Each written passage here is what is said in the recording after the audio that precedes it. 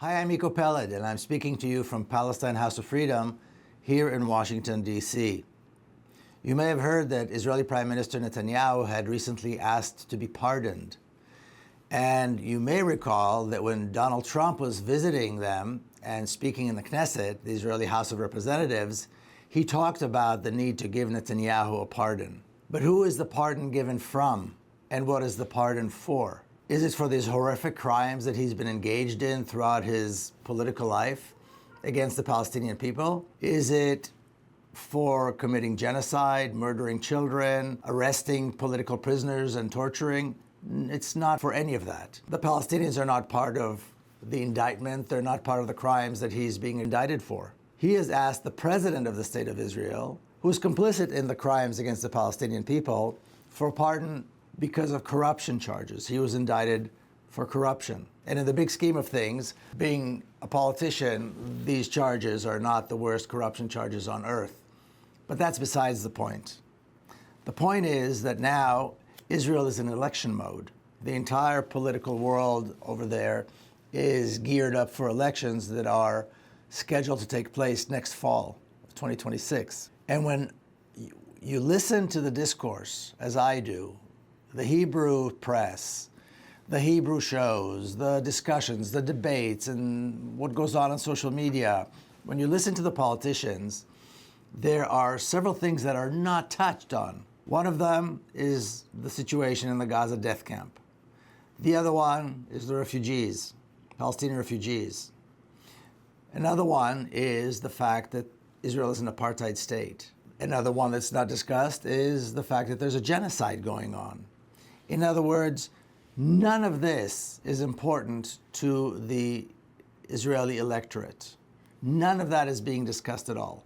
They do discuss the corruption charges, they do discuss the pardon, but it's as though they live in a bubble.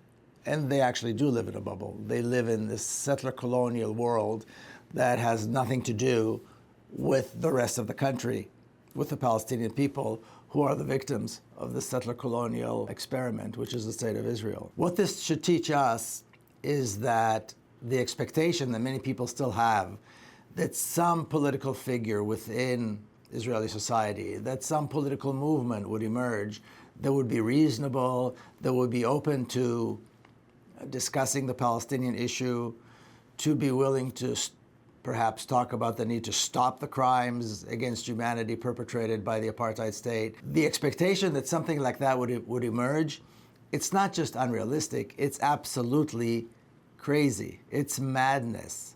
You'd have to have completely lost your mind to expect anything like that from that society, from that political world.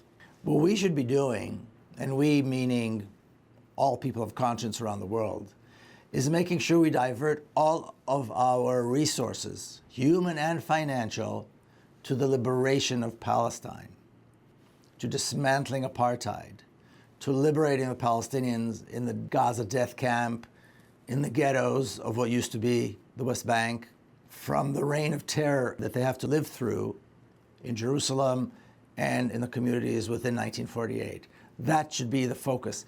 If all the resources were diverted to that, we wouldn't be in the position we're in right now. I truly believe that.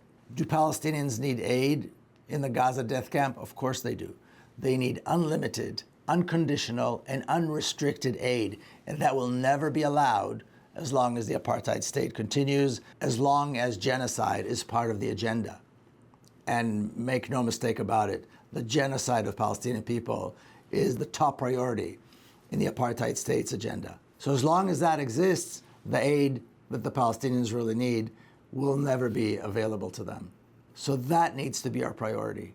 We have to put, like I said, all of the resources to end the genocide, to dismantle apartheid, to liberate Palestine.